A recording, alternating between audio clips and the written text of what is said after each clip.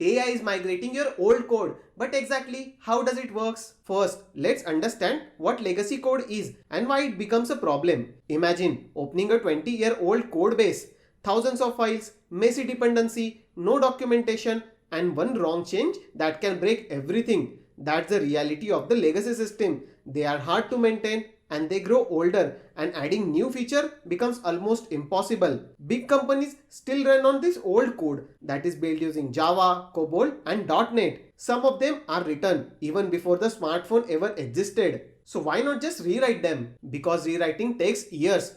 It costs millions of dollars, and understanding old business logic is like decoding the ancient history. This is where AI comes to save us. Instead of spending years in migrating the code, AI agent can do it in hours. Think of it like hiring super smart architect for your software. Here is how it works. First, AI scans the entire code base. It reads the source code, config file, APIs and dependencies, like mapping every room in an old building. Next comes the business logic. This is the most important step. AI tries to understand what does this code actually do, not just a syntax, but actual logic. For example, Prime customer gets 20% discount, while normal user only gets 5%. Then it studies the architecture. For example, which modules talk to each other, which database is connected, what APIs are being used. Next, it finds the outdated libraries, old framework, deprecated function, security risk, and then comes the magic. AI start converting the code. Old Java code, it can be modernized into a Spring Boot.